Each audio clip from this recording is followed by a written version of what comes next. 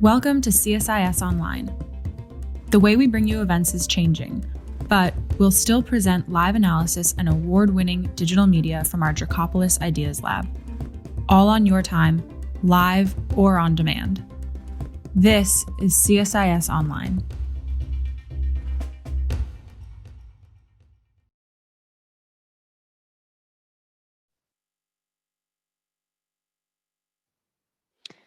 Hi, good afternoon, everybody. I'm Sarah Ladislaw, Senior Vice President and Director of the Energy Security and Climate Change Program here at CSIS.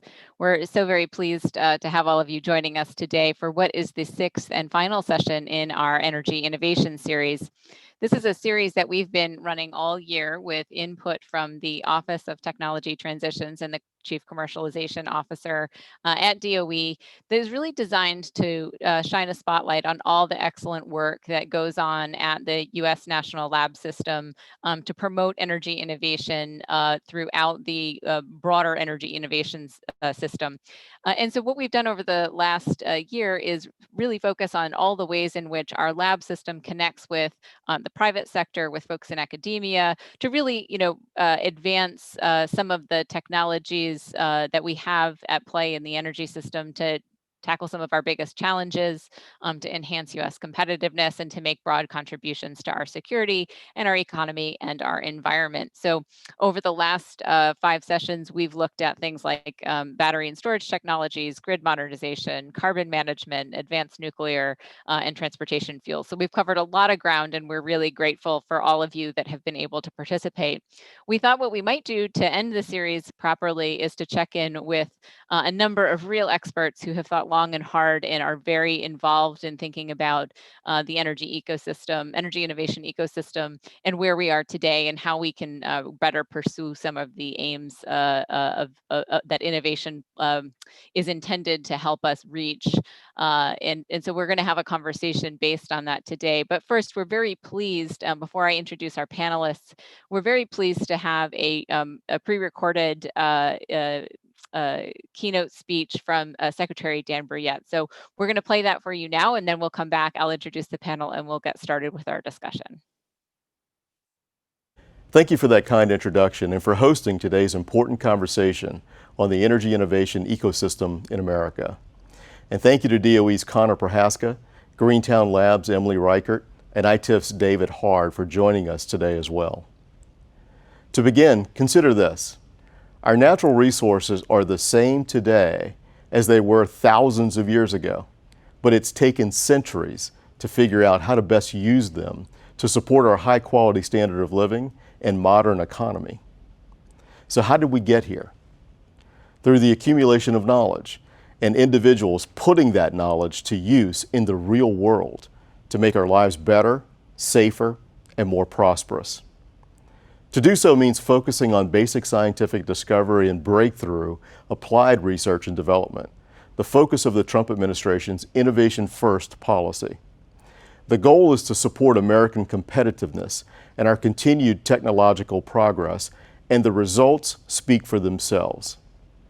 DOE's national laboratories and facilities won 38 of this year's R&D 100 awards, a testament to our experts' ability to turn research into reality and create practical technologies. And just recently, we added to our list of more than 115 Nobel laureates supported by the department when Dr. Jennifer Doudna received the 2020 Nobel Prize in Chemistry for her foundational work at the Lawrence Berkeley National Laboratory in gene editing, now commonly known as the commercialized technology CRISPR.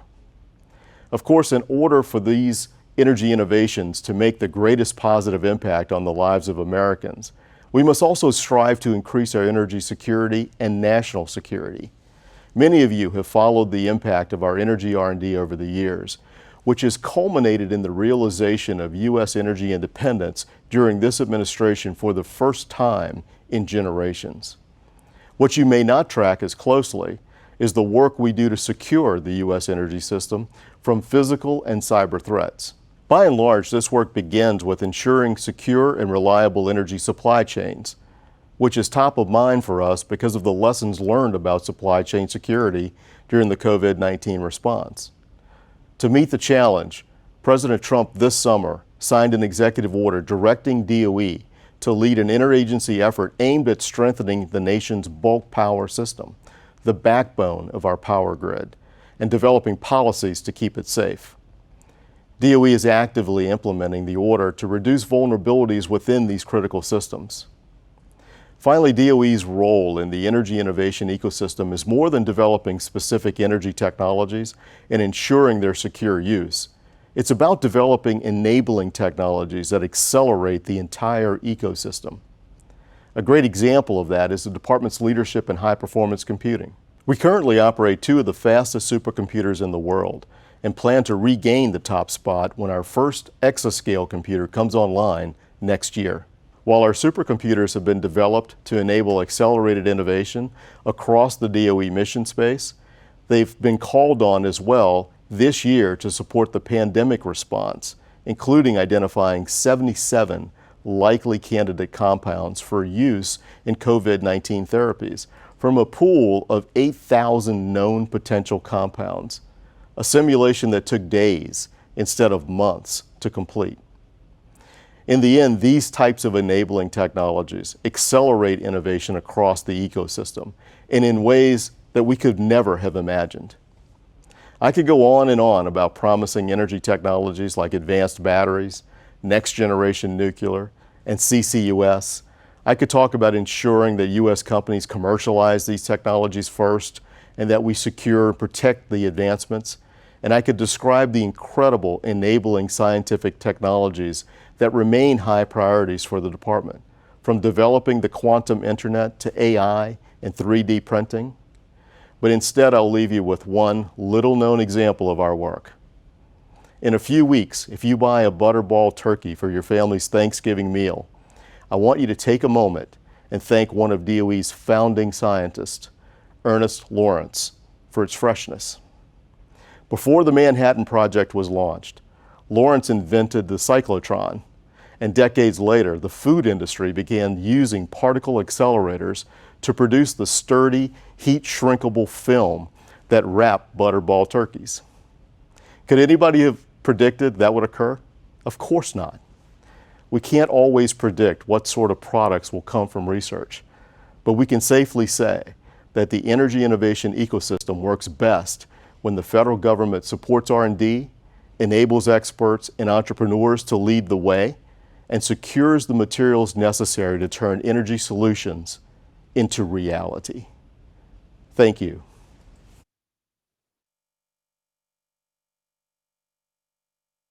Great. Well, thank you very much to Secretary Brouillette for those wonderful comments and that great perspective on our holiday turkey that I'm sure many of us didn't have previously. We're really pleased to have with us today a truly excellent panel of people who have thought and worked long and hard in the innovation space. First, for our panel discussion, I'm remiss to say, please, if you're joining us online for this discussion, you can participate in the conversation by asking questions at the Ask Questions button just below where you're seeing this video. So please do submit those questions. We'll be able to get to that discussion as we go through the conversation. So very pleased to have with us today an expert panel of discussants. Connor Prochaska, who is the Chief Commercialization Officer at the U.S. Department of Energy, who has actually played a really important role here in this series in helping us to get it up and running and to identify experts from the laboratory to participate in each of these discussions. It's been a real pleasure to work with Connor and his team. We also have Emily Reichert, who is the Chief Executive Officer of Greentown Labs, the largest climate tech startup in North America. So Emily, thanks for being here. And then we've got David Hart, who is a Senior Fellow in Information Technology and Innovation Foundation. David has been doing innovation work, innovation policy work for a very long time, and we consistently rely on him for some of his thoughts on how to think about the innovation landscape, particularly policy interventions as well. So David, it's great to have you with us today. And then finally, Dr. Ellen Williams, who is a Distinguished University Professor at the University of Maryland and the former Director of Arpa-e. Ellen, it's really great to have you as well. So what we're going to do is I'm going to go through and ask each of them a few questions about their perspective on the current state of the energy innovation system and the role that they play. And then we'll have a discussion, and then we'll open it up for questions to the audience. So maybe, Connor, if we could, start with you. We were just talking a little bit before about the role that you play in the U.S. Department of Energy and how you have this job to help along in this process of getting technologies past various valleys of death. How do you do that? Like, how has your job changed over the time that you've had it, and how do you approach this? And more importantly, how do you measure success in that position? Well, Sarah, thank you very much. And it really has been a pleasure watching, since you and I first talked about the idea of this series, watching it evolve, some great quality speakers. And I think what's been really interesting and exciting about it is it hasn't just been kind of the people we see here in the Beltway and the leadership of the department. We've really been able to bring in the program directors, the people at the labs that are really where the rubber meets the road. And it's really been great to hear their insight. So it's been an honor and a pleasure to be a part of this. And I think it's been very successful, and eager to see all the readouts that we can put together on the great stuff that's been talked about. And the fact that, as you mentioned, a lot of those technologies, that just scraped the surface, because I think a lot of our conversations were, which ones do we pick? There's so many great things going on at the labs and across the ecosystem. But when you talk about what we're doing at the Department of Energy and the Office of Technology Transitions, to say you've got the A team here on this panel, not including myself, is an understatement, because I think the first person I called when the secretary asked me to take over the Office of Technology Transitions was Ellen Williams, which, among other accolades in her past, a lot of people don't know that while she was waiting to become Arpa-e director, built the blueprint for this office back in 2014 and 2015. When we talk about ways that we can engage and move technologies out of the Department of Energy, I looked at David Hart, and the last time I was at an ITIF event was about moving the military closer to the Department of Energy to see if we can move things. I'm happy to announce the Department of Energy has signed an MOU with the Army Futures Command through the Office of Technology Transitions to do just that, real action, putting some great advice into reality. And at the beginning of COVID, the first person I called, I think, was Emily Reichert, to say, hey, what's going on in the incubators that we're not thinking of up here in the Department of Energy? And how can we get more funding and more? And one of the things that she pointed out was that the operations dollars are really lacking for this incubator in this ecosystem that we've worked so hard to create over the past decade and more. And we didn't want to see that slip backwards. And so I'm very happy that, unsurprisingly, Greentown Houston was one of the recipients of our EPIC prize just a couple weeks ago. So congratulations to that, Emily. But this is the ecosystem that you see in front of you. These are some of the leaders, and it is this interaction and keeping the lines of communication open that help us move some of this outstanding technology. I always want to make sure that people remember, we're talking about a $20 billion a year research budget at the Department of Energy, non-defense. So there's a lot going on, and you can't do it in a silo. You can't do it by yourself. You can't do it with thought leaders like David, leaders like Ellen, and incubators, which I like to say is the other hand, who we're trying to pass the baton to, is build that ecosystem out. And Congress gave the Office of Technology Transitions a very clear message last year, which is, hey, we expect you to support that ecosystem. We expect you to be engaged with that ecosystem, not just at our national labs, but who are we handing this off to? And so as we think about a relay race, and we talk about the Valley of Death a lot, it's even not what can we do to get over the Valley of Death, what can we do to minimize the Valley of Death to where it's not too big of a reach? And so we do that through a lot of things here at the department. The main three buckets that I always focus on, and we talk about in OTT, is promotion, access, and policy. We need to make sure we have smart policies that aren't prohibitive from moving our technology, whether it's in our agreements, our CRADAs, or anything else. We need to make sure we're moving those out. We need to make sure we provide access. We do that through lab partnering service. Just last week, we launched the newest activity out of the Department of Energy, or OTT, which is called Solutions Exchange. This is a concierge desk for people that are interested in the Department of Energy's technology. You get on, you tell us what you're looking for, you tell us what your issue is, a technical issue, and we'll find someone, because the Department of Energy's Office of Technology Transitions has now grown to a spot where we do have the resources where I can say, hey, let's help this company meet with these people, and really be that help desk or concierge service to make sure the department is building those partnerships. And then promotion is just old fashioned, getting less people to say, I didn't know the Department of Energy did that. whether it's quantum computing or whether it's the turkey wrapper that the secretary mentioned, which is also one of my favorite stories, especially this time of year. But making sure that people understand that we are across the board the basic science mission of the country and frankly, probably the world when it comes to the basic science that we're doing here. And we need to make sure that we're continuing to press that out. So as far as what we do and how we make that handoff, it is just a sustained attack. There is no golden bullet that just fixes the problem because these are different issues. They're complicated. What we want to do with carbon capture is very different than how we would engage the quantum computing world as we build out the quantum internet, even the people we would talk to.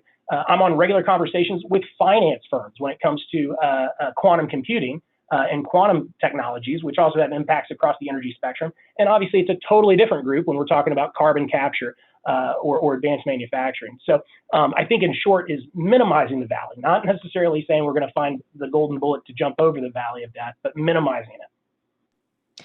That's great. I think it's a very good analogy for sort of, what you're trying to do. I want to ask, how do you gauge success in those endeavors? And particularly, one of the reasons why we wanted to focus on a series like this is, your help desk would be helpful for, people with very specific issues or very specific concerns. But we're also concerned that we want to make sure that policymakers writ large appreciate the assets that we have in the national lab system. And part of that is about expanding their networks, right? Expanding their connections.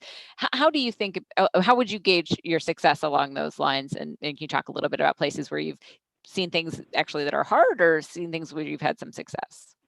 Well, I think honestly the biggest problem, and if you're a business school student, they always talk about if you can't measure it, you can't define success. And I hate to say it, I'm 2 years into this job and I still don't know exactly what our definite metric of success is. And the reason I say that, because if we start, and Arpa-e has this issue as well, I would say, and Ellen can talk about that later on, but if you start saying, well, we want more publications, okay, we can do that. If you say we want more patents out of the Department of Energy, well, we can do that. In fact, I probably don't even need to change anything, frankly. I could probably just go play with some numbers and come back and say, hey, look, we've got more patents now. If you want more, investing on the back end, that's fine, but we're not an investment firm. We're not a VC. That shouldn't be our goal. And so the issue is how do we push this mission, which is the mission that the Secretary has given the Office of Technology Transitions and my role as the Chief Commercialization Officer, how do you push that mission without distorting the basic science mission of the Department of Energy, without letting that get out of control where all we're talking about now is, hey, you shouldn't be doing this if it's not going, I take Fermilab and shooting neutrinos out of Fermilab and catching them a mile underground to discover dark matter, whatever. Look, GE is not knocking on our door looking for that technology right now, but we still need to be doing it because we don't know what we're going to get out of that. We don't know what we're going to discover, and that eventually does become a turkey wrapper. So how do we make sure that we're paying attention and doing our job? And one of the ways we look at it here, and one of the things that I talk about all the time across the department, is the Office of Technology Transitions is a service. We are here to support what is already happening at the department. We are not trying to change anything. We just, these assistant secretaries that are my colleagues, they've got a lot of things on their list of things that they need to do. And somewhere on there is commercialization and tech transition and tech transfer. But it's not number one, it's not number two, it's probably not number five. It is our number one mission, and it's all we're there for. And so when we put ourselves in a service-oriented, just like the IT office or the GC office, we're here to help. We're here to, which maybe those aren't the best examples of people there to help, but we're here to help and try to get their great work, whenever it happened, whether it was last year or 5 years ago, over the finish line and make those connections. And it is, at the end of the day, it's a fluid, informal process that we can put a lot of formal TRL level discussions around, but at the end of the day, you've got to be building those relationships and the ecosystem. That's great, Connor. And, I think having heard you describe your job a few times now, like that it's a kind of a fluid ground game, does definitely seem like an apt description. Maybe one last follow-up question before turning to Emily for her perspective on how the role that she and Greentown Labs play. Do you feel like there's now a better appreciation for the need for the Department of Energy to have this technology transfer function, this commercialization function? I think it's been part of our ongoing, policy discussion about what, where that function actually plays. Is it out in the market? Is it in DOE? Like, do you think there's more appreciation for that role now than when you started? I do, and I don't think it was ever anything sudden. I think this is a slow burn, a slow boil, if you will, that has now come to fruition. And if you look at the history of the Department of Energy, I mean, for the vast majority of the Department of Energy going back to the Manhattan Project, we were designed not to tell anybody what we were doing. And so it wasn't, and our offices and our labs are behind secured gates. So this idea that we're this open and free intellectual exchange complex is just not what we were built on. Now, as we've changed and as we've gone forward, whether it's the EPAC 2005 of creating the tech transfer coordinator, or the creation of the Office of Technology Transitions, or Secretary Perry creating my position as the Chief Commercialization Officer, we've gradually moved into this area where it's understood not just at the department, but really the U.S. government as a whole. And twofold of it is we've got all this awesome stuff that we don't want to see on the shelf, but also reality is reality. And our international competitors are not playing this laissez-faire, we'll shoot it off and see what happens game. They've got very planned economies and very planned missions. And so how far we're going to take that, as Sarah, you and I have talked about before, that's yet to be determined. But there is an acceptance and a reality that we do need to probably have a purposeful and repeatable objective here and effort to move this great research facilities as well. I always want to make sure people don't forget that, because we're not just talking about patents and research that we're doing at the department. These are amazing facilities across the country that are open for private use of the U.S. industries and companies, and even international to an extent. And our researchers, which are some of the smartest people. And I do want to make sure that, because it's a great example, at the beginning of COVID, the Office of Technology Transitions created a program called CTAP, COVID Technical Assistance Program. What this was is we pre-positioned dollars at each of our national labs so that when someone working on a difficult COVID issue or technical issue could pick up the phone and call our researchers, and there was, this is bureaucracy at its best. You need to have a funding line to make sure that the researcher can answer the phone, and OTT provided that, because our researchers are a national resource as well, not just the technology and the facilities. And we wanted to make sure that there was access so that they could get into the COVID fight just as much as our supercomputers were getting into the COVID fight. That's excellent. Thanks, Connor. I'm going to come back and we'll talk about some of those international competitive issues when we get to discussion. But I do want to turn to Emily, who you described as, the audience to which you are turning over a baton. Emily, could you talk, let's start off with making sure everybody kind of has a full perspective on what Greentown Labs is and the role that you play in helping, different companies bring technologies to the fore. Oh, happy, Sarah, and thanks for the shout outs, Connor. Always good to hear from you, and we are delighted to be a recipient of that prize there for our first out-of-state expansion to Houston. So it's very exciting. Greentown Labs, generally speaking, though, is the largest climate tech incubator in North America. And our mission is to support entrepreneurs who are really solving the world's biggest climate and environmental challenges. And we do that by providing them with community, resources, connections, and labs that their startups need to succeed. I think it's important to know our business model. We do not take equity in the companies.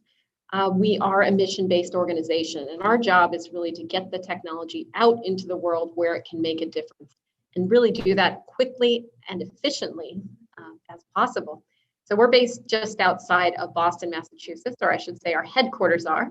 And there we currently support more than 100 early stage companies that are tackling challenges within the very largest greenhouse gas emitting sectors. So that's electricity, buildings, transportation, agriculture, and manufacturing. And increasingly, again, especially with our expansion to Houston, we're seeing an uptick in companies we're supporting that are working in resilience technologies, resilience of people, of infrastructure, of communities, as we are in the early and continuing stages of addressing and adapting to climate change. Our headquarters in Boston span a 100,000 square foot campus, and that comprises prototyping labs, a wet chemistry lab, office, and community space. And since our founding, we've supported now nearly 300 startups that have created more than 6,500 jobs, have raised $1 billion in capital. And these companies have an 88% success rate. So we pick winners on the way in, I'll have to say that, but we're pretty proud of the companies and what they are able to do as they're out there and scaling technology in the world. Earlier this year, as I indicated, we announced our first ever expansion to Houston, Texas, and we plan to open our second incubator in that city in spring of 2021. And there we will also provide office space, incubator, prototyping lab space, community and programming, probably for about 50 Houston area startups that are developing innovations to accelerate the energy transition, just like we do in headquarters in Boston. And so far, we actually have 16 companies that are part of our early access membership. So don't have a building yet, but we're already doing all kinds of virtual programming and community building for the startups in the Houston area. Now, before I share some additional information about how young companies like the ones at Greentown benefit from being part of an accelerator, I think it's important to understand a little bit more about the startups that we support. So in fact, most startups that are building climate technology companies are building something that requires a physical product. And so that is built in stages that include prototyping, manufacturing, testing, and validation, before they get to small scale manufacturing. And these companies are typically very small when they start with us, maybe less than 5 people. They probably raise some seed capital, and they come to us to access shared laboratory resources, a network of valuable connections, and a community of fellow peer entrepreneurs. They leave, and that is the goal for them to graduate once they have sufficient capital, typically in the form of a Series A round of investment. And that launches them out on their own to set up their own space and company independently. During the time that they are with us, they are iterating on and testing prototypes, building their team, identifying their first customer. And this first customer is typically going to work with them to help them demonstrate the technology in a real world environment. And the process of going through the incubator at Greentown Labs on average takes about 2 years. So how does Greentown help with this? Well, as I mentioned, we have a customized 100,000 square foot facility and co-located office and lab space. And this allows members of Greentown, our startup community members, to build their businesses and their teams and develop their technology at the same time and very efficiently, and do so within a community of peer entrepreneurs doing exactly the same thing. Beyond lab space and physical resources, Greentown Labs provides connections to resources such as legal, expertise, accounting, HR, PR, marketing, safety, and access to about 50 corporate partners that we work with, as well as hundreds of investors. As well, we start working with these companies very young about how they're eventually going to manufacture and scale these products. And we work with hundreds of manufacturers located in Massachusetts. And specifically, we are trying to get the startups and their supply chains set up locally. The power, I'd say, of the incubator model, though, is that the amount and number of resources that we can bring together under one roof really saves these startups time, money, energy, and really the things that they have that are most precious to them is their time and money. And so if you can make it so easy that they just can ask a member of my staff or look at our internet site or ask another peer entrepreneur how to do something or who to ask for that, or who's a good reference on that point, or who's an expert, or who knows how to help them do something in the lab, that saves them so much time and energy. And so the magic of the incubator is really bringing together all the resources in one place at one time so that startups don't have to go out and find them and waste their time, energy, and money. Just to give an example of one of the companies that we've worked with pretty recently is Titan Advanced Energy Systems.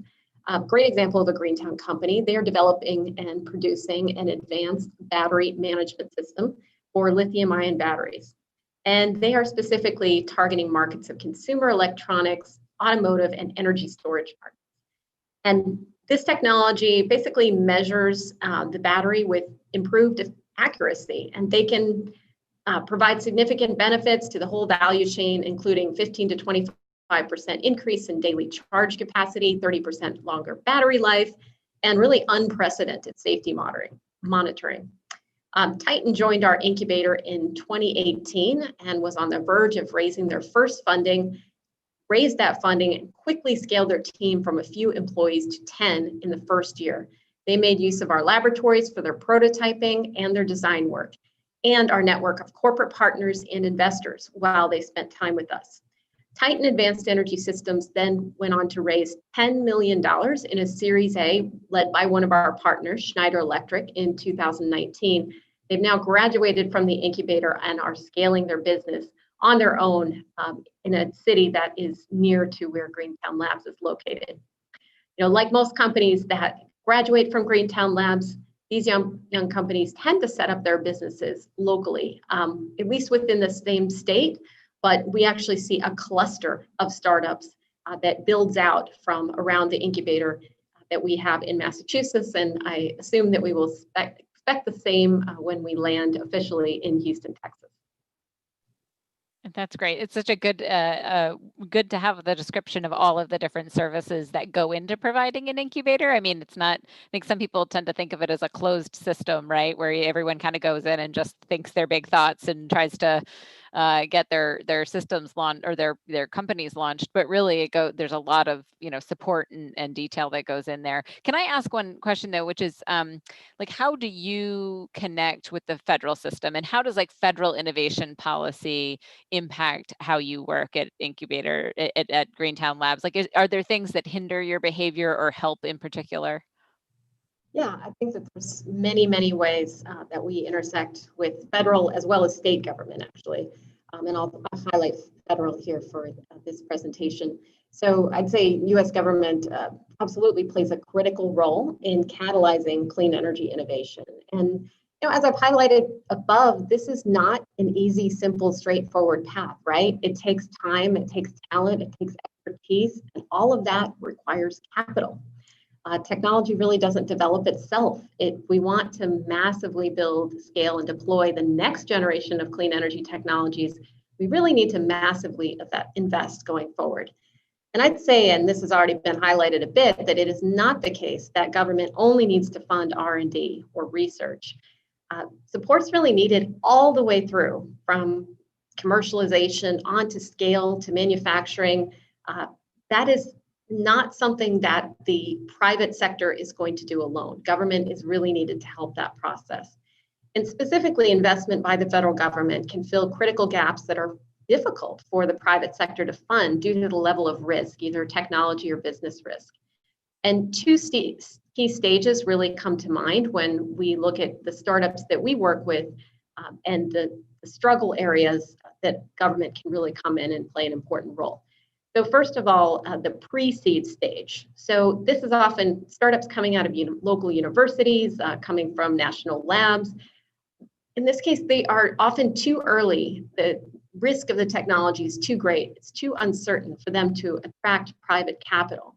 And they need support to be able to go from kind of what's an idea stage or a first technology that they've sort of demonstrated in a lab somewhere to something that can be prototyped, and that helps them get that initial seed round of capital. So that's really the first point at which government funding can be very catalytic. The second is in the scale-up phase. You've made one product, but you need to pilot that, and then you need to capital to manufacture and sell many products, but you need the revenue from those sales in order to manufacture. It's a bit of a conundrum. So that is another area when you're going from pilot to scale up that the government can really play an important role to enable that. And then private sector can take over again. And I think that's important that we think about this is not, government helps, then it's done. It's that there are different stages, different valleys of death, I guess, is the way that it's often referred to, that we need that kind of catalytic support to get the startup in this particular industry sector over the next mark. So, finally, in general, I think important thing that government does is plays a critical role in attracting private investment. And we've seen this really firsthand at Greentown Labs. Out of the $1 billion that our companies have raised, more than 80% of that comes from the private sector versus public sources. But nearly every company in our incubator makes use of public dollars at the early stage, either at the state or the federal level. And so when I think about programs that are specifically important in the stages that I just mentioned, First and foremost, at the pre-seed stage, at the university level, we have Energy I-Corps, and that's a really valuable boot camp that prepares startups to launch companies from universities. Really, a professor and a student together with an idea, think it can be turned into a product. Let's even teach them about entrepreneurship and what that means. Then the really next stage is the Clean Energy Technology University Prize. That is a network of prizes that are all over the country at different universities. And we see this as incredibly important to helping startups create a business plan for the first time, get out of that university context, pitch to investors, pitch to potential advisors, start building that team. So that's an incredibly important thing for the federal government to support. Lab embedded entrepreneurship programs, also very important, such as the ones at Berkeley Lab, Argonne, I believe Oak Ridge has one as well. These really allow first-time entrepreneurs to access really extraordinarily high-value equipment, expertise, and training to launch their ventures. And I think not only entrepreneurs going into the labs, but also entrepreneurs coming out of the labs is another thing that we need to be thinking about how to support. For the companies that are past the university stage, but still very early stage, there's the SBIR and SPTR programs. And I'd say nearly across the board, and I should have this statistic written down, but our portfolio of startups, many of them have an SBIR, usually phase 1 and then phase 2. And that early stage non-dilutive funding is so critical to getting them to the point where they can attract, again, that private capital that really launches them. And Arpa-e, I know my fellow panelist, Ellen, will be talking about in a moment, but that's also a very important program for getting those very high risk technologies out of the lab and into the market. And then I just wanted to talk a bit, and then I'll wrap up here, about government capital and how it's delivered. So one challenge is, and state governments can do this more easily than federal, is small amounts of capital that startups need are hard for the federal government to distribute. So there's been some innovative programming more recently that has helped get over this barrier. So one example would be the American-made challenges, and Greentown Labs serves as an American-made challenge power connector.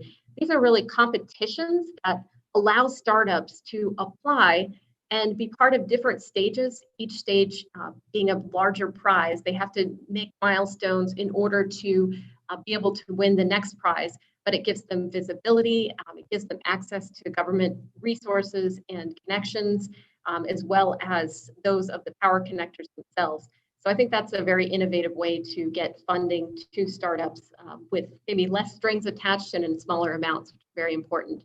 And then we've also had a company win the H2 Refuel Prize. That was Ibis Energy Solutions. They are doing a charging station for hydrogen vehicles. They won the DOE's $1 million prize for that.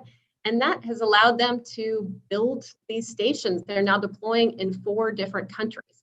So it's incredible what this funding can do to get these companies to the place where they can attract more private capital. Finally, Connor talked about support for incubators. This has been especially a tough year for those of us who support entrepreneurs, in addition to the entrepreneurs themselves because of COVID. But there is some legislation currently under consideration in Congress right now that will get us closer to where we need to be. And in particular, there's a National Clean Energy Incubator Program described in this legislation that would be very crucial for filling a much needed gap in incubator operation support. So even in normal times, it's hard to support the operations of incubators. But if we want to make sure that we continue to be a place where innovation for clean energy is supported, and we need to scale this massively in the next 10 years to address climate change, we really need to have our incubators in this country well funded and well supported.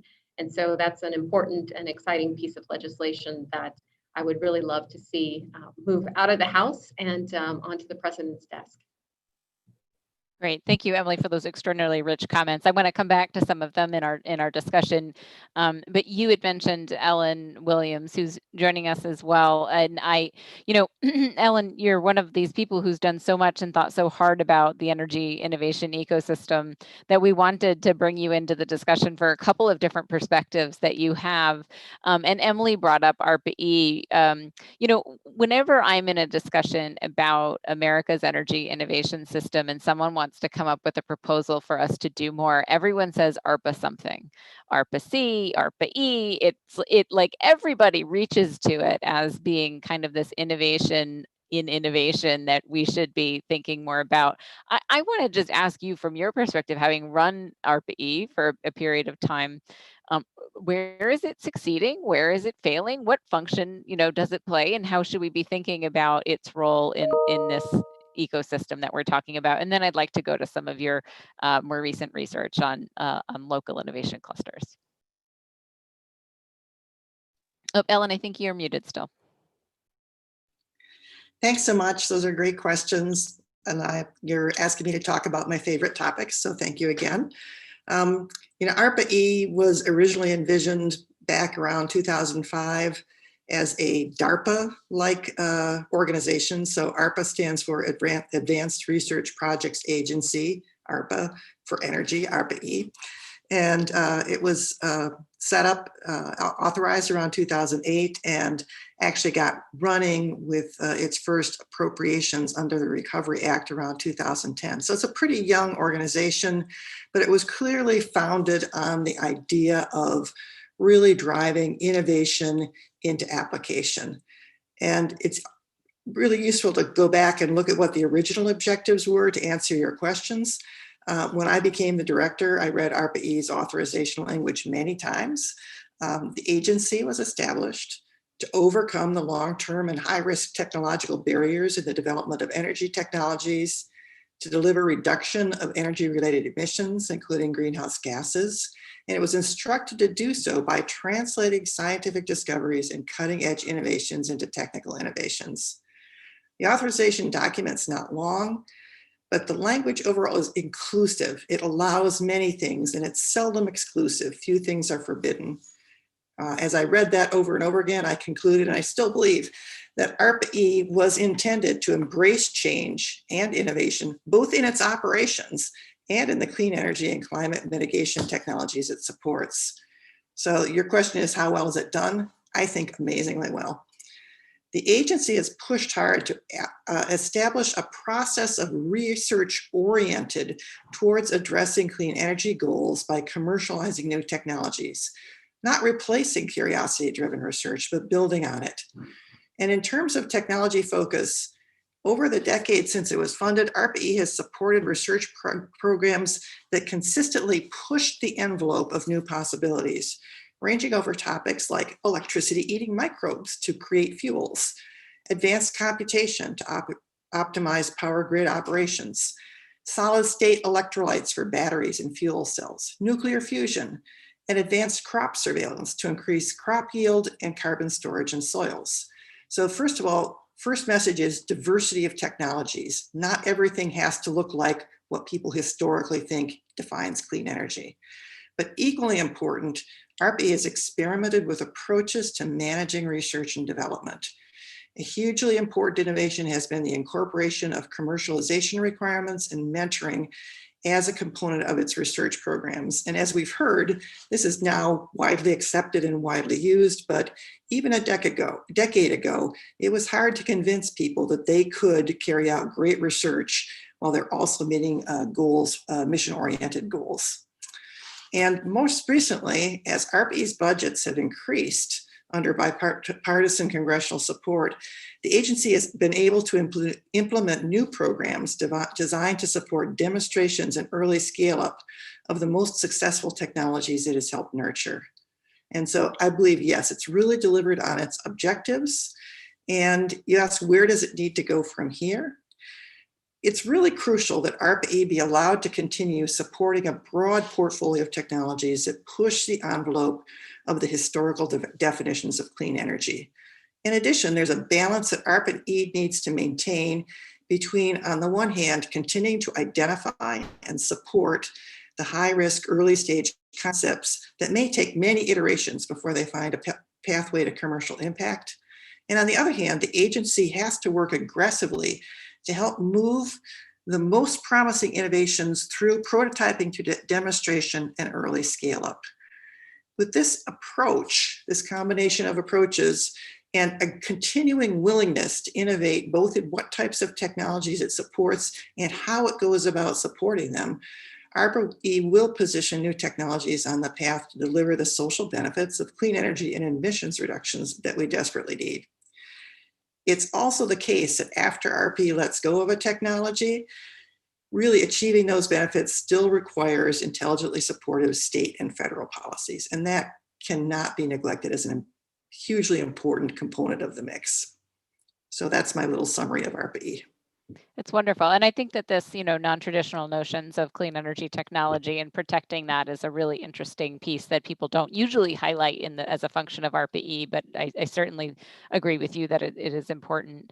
So maybe to go to another innovation that you've talked about, which is these regional innovation hubs. One, for those who might not know what that is, what is a regional innovation hub? And we've just sort of talked about one potential example, but why is that so important in your view to developing these as part of a robust energy innovation ecosystem? I think you've heard a really good introduction from Emily about what those innovation hubs can do, and I'd like to just expand on that. It's a really interesting point. It's easy to be skeptical about regional innovation, and many people are. Investments at the regional scale, for instance, states' funding for energy research and development, are small compared with federal investment. So people ask, how can they make a difference? And one point to recognize is, first of all, that for every big picture carbon mitigation technologies, solar energy, biofuels, there's hundreds of innovative technologies needed in its development, its deployment, its operations, its performance improvements, and cost reductions. These types of technologies may be smaller and faster to produce, and they're essential in supporting large-scale transitions. So we don't necessarily need to think about clean energy innovation as concentrated big development, but a whole network of a distributed supply chain of technologies that can be spread over all our states and regions. But more specific to the need for geographic specificity, by analyzing state-level programs and how they correlate with the number and the health of clean energy startup firms in the area, we've been able to demonstrate that state or regional level support for clean energy can make a very large difference. There's huge variability in the number and health of clean energy firms per capita across the states. And the first reason that this is important, or this happens, harks back to some of the earlier points that I made about Arpa-e and some of the points that Emily made about incubators. State programs, while maybe not spending a lot of money, can provide business and technical mentoring, incubator facilities, help regional companies compete for federal funding, and provide networking and incentives for private sector investments. States that have identified clean energy as an economic investment opportunity and provide well-structured developmental support have demonstrably healthier communities of clean energy startup firms. The second point, again, relates to this concept of the diversity of technologies. We really need a diversity of technologies, not only for supply chains, but also to meet the diversity of our clean energy approaches needed to address climate goals. And the regional differences in resources, environmental and social needs that we see in our different states and regions will be reflected in a focus on different types of innovation. For instance, there are clean energy benefits to be realized in areas such as forestry and ultra-strong wood, tidal energy, or algal biofuels, or geothermal energy, each of which is strongly influenced by regional geography and will be embraced well in some areas and not at all in others. So by accepting and celebrating these differences, rather than enforcing a narrow focus on specific technologies, we have the best opportunity to create a vibrant future energy system that covers the many areas of decarbonization that we have to address. And another really important aspect of this is that we really want and need our development of the future clean energy system to be equitable. We need to provide equitable economic benefits and outcomes to all parts of the country. So by paying attention to regional needs and interests in clean energy innovation, we can distribute the benefits of the evolving clean energy system to all parts of the country. That's great. That's a good example of the many different public policy reasons why innovation ecosystems at a regional level are important. Thank you, Ellen. So listening to all of you, it sounds like the innovation ecosystem in the United States is working quite well, quite swimmingly, in fact. But we have some drivers for wanting to promote faster evolution and innovation. And I wanted to bring David Hart in here because David has spent, a huge amount of time thinking about the system writ large and ways in which we can improve it. So maybe David, starting there, we could talk about, ways in which you see there being opportunity to sort of jumpstart innovation in the U.S. And we can talk about some of the reasons we might want to do that in a little bit. But what are some of your observations about what's working well and what could work better? Well, thanks, Sarah, and thanks for including me. I'm really pleased to see CSIS playing an important role. I'm a big fan of your work, and I read it regularly. And it's true that there's a lot of great innovation going on in the U.S. We heard it from Emily, we heard it from Ellen. So the Secretary is right about that, but there's still a long ways to go. And I would say the number one barrier, which is at the level of thinking, I call it magical thinking, the biggest barrier is that we need to stop denying that climate change is a problem. So when the Secretary of Energy goes out and says no one knows what's causing climate change, that's a barrier to innovation. So that's the first thing I think that we need to fix. I just finished a volume with a bunch of colleagues where we said energy innovation should be a mission, and a mission has to be motivated by a goal that's really compelling. And I think Emily alluded and Ellen alluded to this, that the climate change is the biggest of those goals, but there are a lot of other ones as well. And I think the second aspect of magical thinking that we've been wrestling with is to make sure that innovation is seen as part of the solution to climate change. If you want a solution to climate change that comes with jobs, that comes with growth, innovation has to be right at the center of that. And I think we're making progress with that. So we've seen groups from the left who are associated with the Green New Deal, almost made the Biden slip there, the Green New Deal, not the New Green Deal. Groups on the left, groups associated with the Republican Party who accept the fact of climate change are all calling for innovation. So that's really exciting. That's a big step forward. So that's one level of thinking. If we drill down a little bit, the master theme that I've identified is the need to strengthen the demand pull on innovation. So we often talk about innovation policy in terms of supply push. So this is the R&D, this is the great ideas that scientists and engineers are coming up with and entrepreneurs. But there's also the demand side, like what are we going to use these technologies for? Where are we eliminating emissions especially?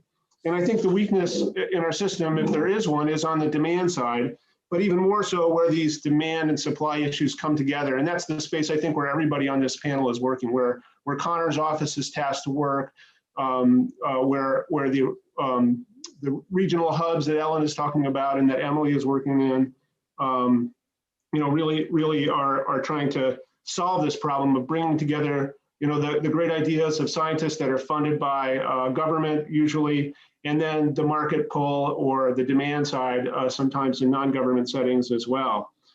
So a lot of the work has been thinking about how to solve that. A lot of ideas, including some that are included in the legislation that Emily mentioned. I've worked a lot on the notion of setting up a foundation that would work with DOE, a private sector foundation that could help bridge the gap. But I thought here I would concentrate on a couple of other aspects, which I think are really glaring.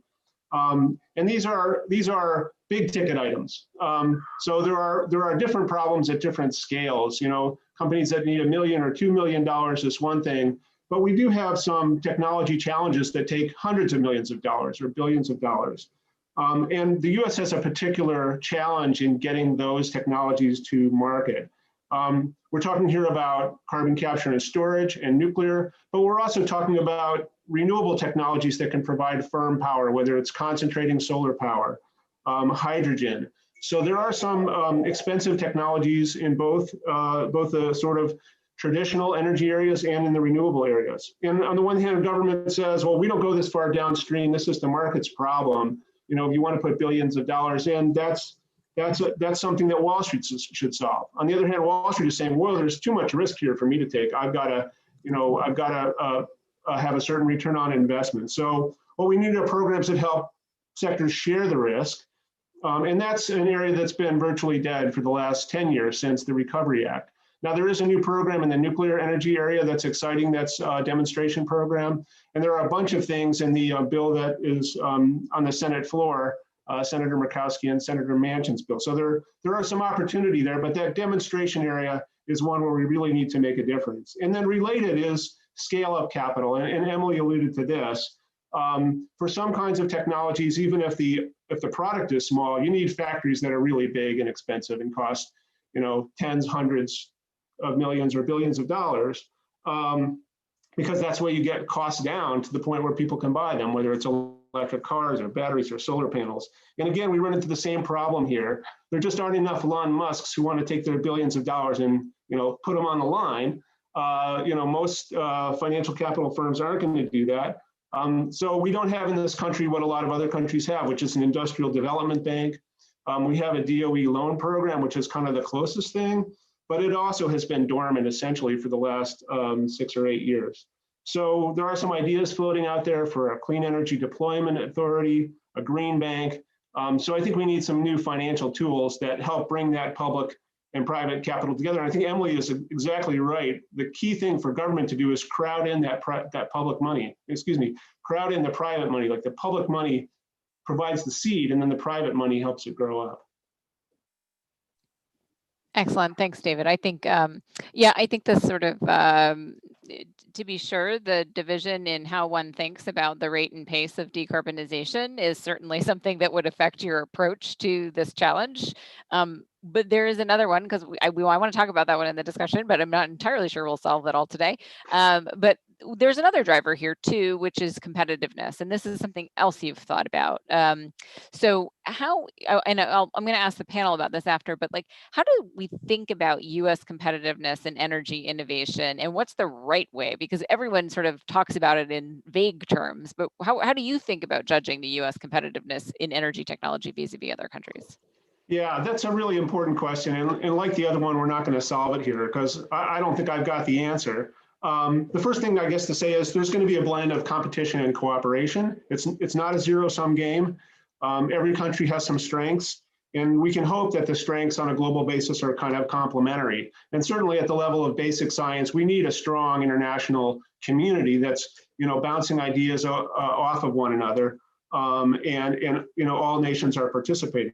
But there's also obviously areas of competition, especially when we get to making money and trade and in some aspects of national security, as the Secretary alluded to. So we took a stab at this last year. My colleague Colin Cunliffe and I produced an index, and we wound up dividing the indicators into 3 buckets. So bucket number 1 was about option generation, right? Where are the promising ideas coming from? You know, how much is the public investing in energy-related science and technology? So that was number 1. And the second one, how about converting those ideas into products and services? So this is the scale-up stage. This is where capital comes into play, where patents are gotten to protect intellectual property. And then third, we call it social legitimation. And this goes back to my first point. Is the society ready for this transition? Is the leadership saying, we're ready to make this transition? And that involves stuff like carbon pricing, getting rid of fossil fuel subsidies, and so on. And we found that different countries are good at different things, as you might expect. So Finland was number 2 overall. It was number 1 in option generation, that is coming up with ideas, but it was 14th in scale up. The US was number 4 overall. It was also really good at option generation. We really do have, as Connor described, the biggest public sector investment in the world, and especially in the science end of it. So what the Office of Science does in the Department of Energy is, you know, it's unparalleled in the world. But we don't do very well in this area of social legitimation. We don't have a national carbon tax. We have very low taxes on fossil fuels.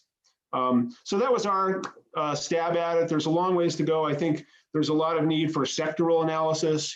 Different sectors are really different, and different countries and different regions are going to do well in power and transportation, agriculture, and so on. And then I think we also have to talk more about jobs, especially in this COVID era. That's the currency. And I do worry about it, and I've been thinking about it particularly in the autos and electric vehicle area, and that's something that we want to do more work on. And the government needs better inputs. The government needs to have this analytical sort of competitiveness analysis, which it doesn't really have these days. State governments do a lot of this, but oftentimes they're worrying about other states, not about, Boston's probably worrying about Germany, but Louisiana's probably worrying about Arkansas. So there's a different perspective that you get from the federal level, and I think it would be valuable to strengthen our analytical capabilities at that level. That's great. Thanks, David. So I want to use this as a jumping off point for getting some of your comments as well, Connor and Emily. And I just, for the audience, we knew we had to lose Ellen at 2 o'clock. So she did Connor, and then maybe Emily, we can talk about what is Connor, how do you think about some of what David was talking about, in particular on, you have a lot of challenges that drive your innovation agenda, right? You have a lot of missions. Clearly the, decarbonization, goal isn't the as pronounced as it would be, under a Democratic administration, perhaps, but you do think a lot about competition too. So could you talk about how, and they have to come up all the time in your job, both of these things. So how do you think about the U.S. in light of its competition relative to other countries? This issue of climate, how much does it motivate or change your approach to what you do? Well, I mean, it's always a consideration. There's a few things that, and I use our Energy Storage Grand Challenge I want to talk about because it hits a lot of the wickets that David talked about as far as putting action behind some of the things that David talked about. But overall, the innovation ecosystem as it is here in the United States, one of the things that David said, and then I was going to challenge him on it, but he kind of answered it in 2 points later, which was the magical thinking of the idea that the government, particularly the federal government, is going to be able to establish this route and this path that is going to be the right route for us to go forward. When we talk about all the above, we're not just talking about the fuels that power this country. We're also talking about all the above as far as the innovation and the solutions coming down the innovation pipe. And we, and I think rightfully so, should not sit here at 1000 Independence Avenue in Washington, D.C., and pick a winner as far as which technology is going to be the best solution as we go forward. We are motivated. I mean, we believe that the reason that the Secretary and the President is so big into nuclear power, the carbon capture technology that we put a ton of dollars behind, is because we are working towards a lower emission future. But we believe that there's certain technologies that are going to get us there faster. We truly don't believe we can get there without nuclear, which is why we've had such a big investment, which is why the Loan Program Office is working overtime right now, particularly in this period, to make sure that those loans that have already gone out the door stay intact and are capable of carrying out their mission. But as far as where we stand with the overall entity, when we talk about the analytical capability of the federal government, whether we should add that into the discussion, the Energy Storage Grand Challenge, I bring that up because we started on this. For those that don't know what it is bringing together all the disparate research across the department to solve energy storage, which we believe is the keystone to making renewables as predominant as they possibly can be and move them further down the line is energy storage. And so what the Secretary Brouillette has challenged us to do is bring all the disparate research efforts across the department, from materials to supercomputing and everything in between, that are focused on energy storage into one comprehensive effort. And that's what we call the Energy Storage Grand Challenge. About a month ago, we launched the Energy Storage Grand Challenge draft roadmap and put an RFI out for people to feed into it, because we want industry to come into it, because we want an educated roadmap, research roadmap that actually thinks about commercialization and impact at the beginning, not 5 years or 10 years down the line. And then we say, oh, yes. As far as the analytical capability, one of the things that we've done with the resources that the President and Congress have given us here in OTT is built out a small market analysis team. We don't think we're ever going to become the equivalent of a Wall Street team that's really working, but we should have an ability in-house here in the department that can educate those research roadmaps. We've done it once now with energy storage, and we'll do it with the next group as we focus on the next area. But I think that's a very important part, that we're trying to smartly lay out these research roadmaps, which those that haven't worked in the Department of Energy are just this side of the Bible for these researchers when it comes down to how they're going to go about their business and research down the road.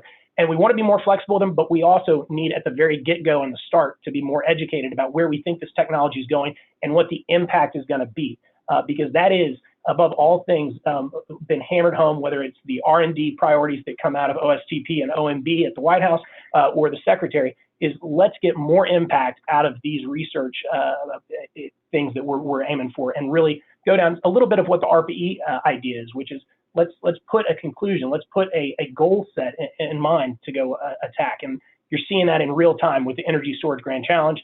And then as we move to the next group of technologies, you'll see that again. So hopefully that's a tradition and a way to go forward in the future. Great, thanks, Connor. So Emily, did you want to talk about the U.S. in competition with other countries in particular? Yeah, I can make a few comments on that, but I also wanted to touch on something that David had mentioned about market push versus market pull.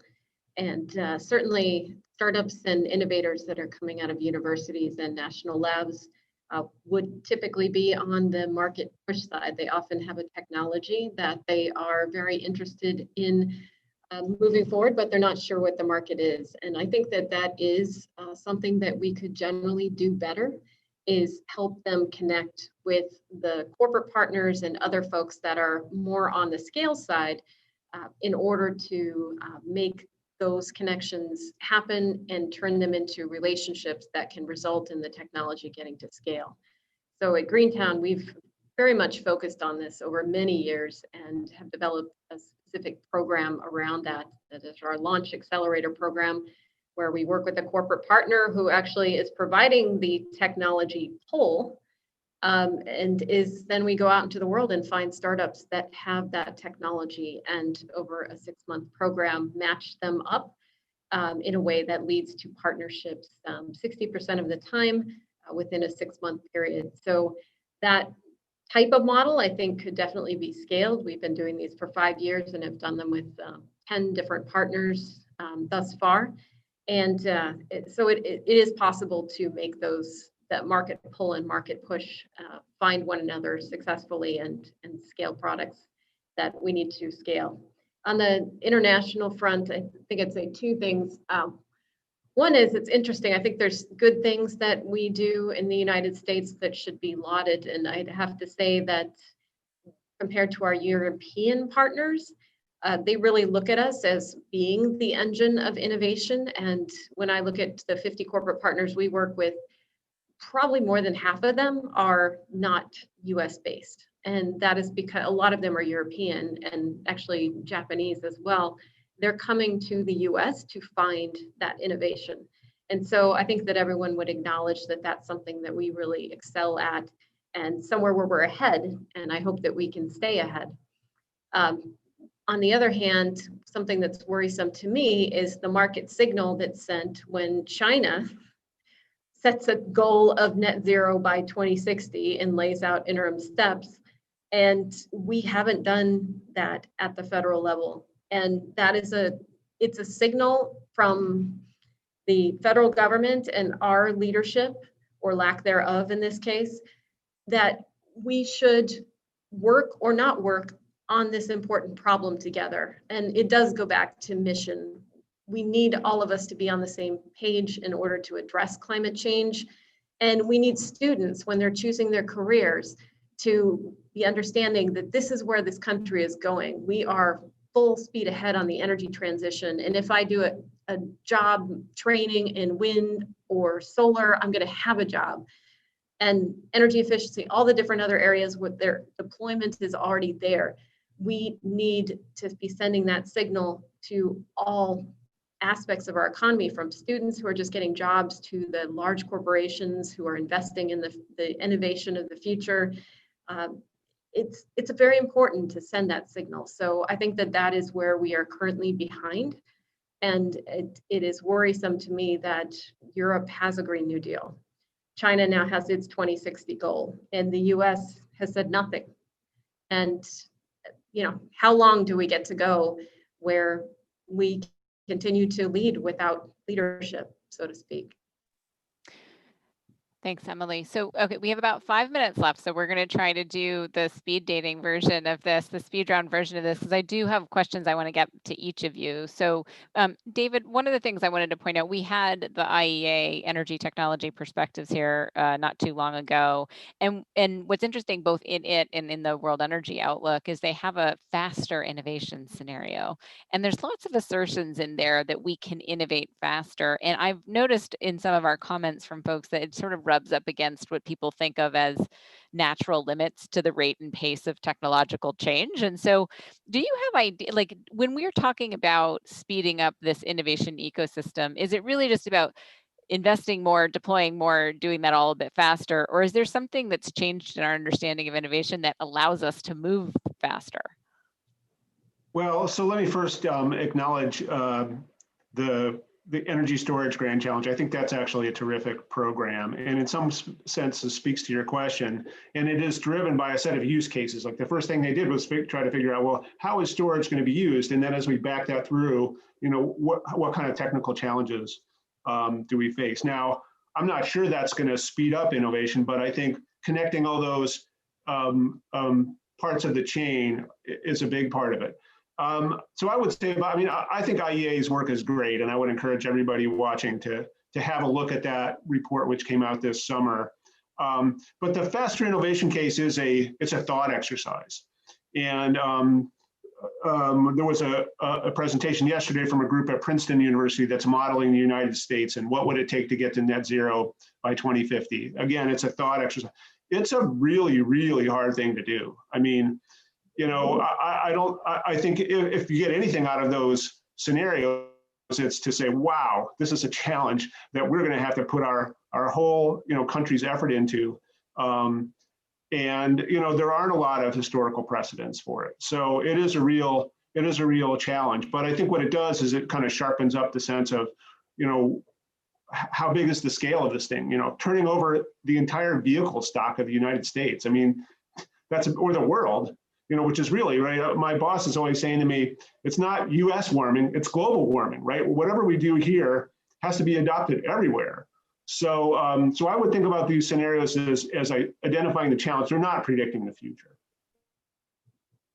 Okay, I'm going to ask one more very quick question to Emily, because I want to give Connor the last intervention here, because it's a little bit of a bigger question on his. But Emily, we do have a question coming in from the audience, which is specifically like, how can you create a regional innovation hub in places that don't have the natural skill set and background and capability of a place like, a place like the Boston area? Like, is that just a fictional idea, or are you convinced that there's ways of being able to build that up? And I know it's a big question, but we'll try and if you can answer it.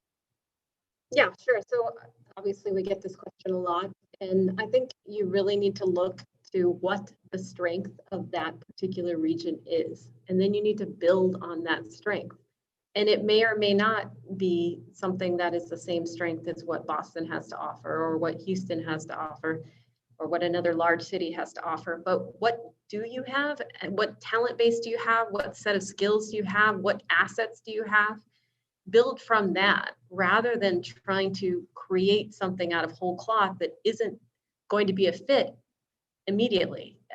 It's another way we look at that is, we always say people want to set up an incubator in a new location, and we typically will say, well, what does your community want? What does your customer want? Are there entrepreneurs that want this?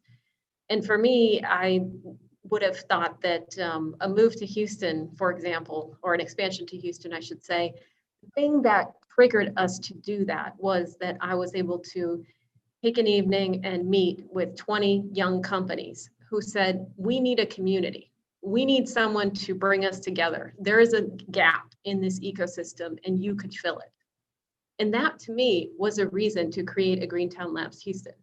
Until I heard that, until I knew that there was a community there, it doesn't matter how much money you throw at the problem.